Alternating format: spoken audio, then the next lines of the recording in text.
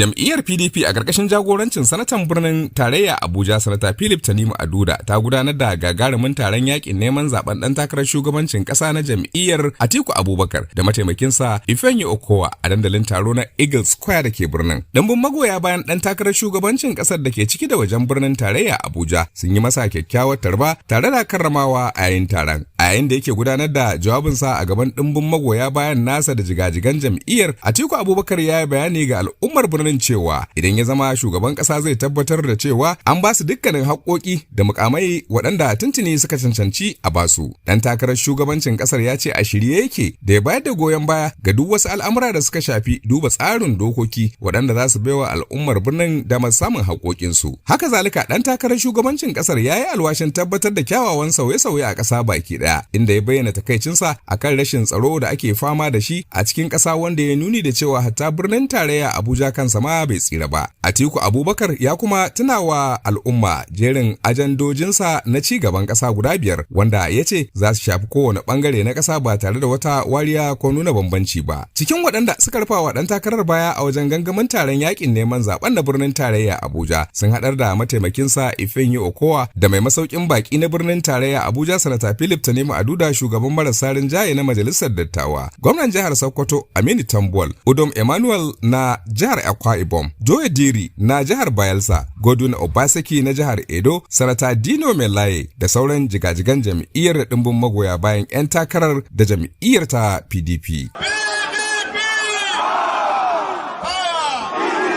Sanatan babban birnin tarayya Abuja Sanata Philip Tanimu Aduda, shugaban marasa rinjaye na majalisar dattawa, yana bayyana godiyarsa tare da bangajiya ga ɗan takarar shugaban ƙasa na jam'iyyar PDP Alhaji Atiku Abubakar da mataimakinsa Ifeanyi Okowa da dukkanin jigajigan jam'iyyar da ɗimbin magoya bayanta da suka halarci taron gangamin yaƙi neman zaɓe na People's Democratic Party PDP da aka gudanar a babban birnin tarayya Abuja ranar Asabar da ta gabata. Da fatan kowa ya koma gida lafiya da kuma fatan Allah ya tabbatar da kyakkyawan haɗin kai da nasarar jam'iyyar a zaɓuɓɓukan shekara ta 2023 idan Allah ya kai mu. Sanarwa daga mai masaukin baki Sanata Philip Tanimu Aduda, shugaban marasa rinjaye na majalisar dattawa kuma sanatan babban birnin tarayya.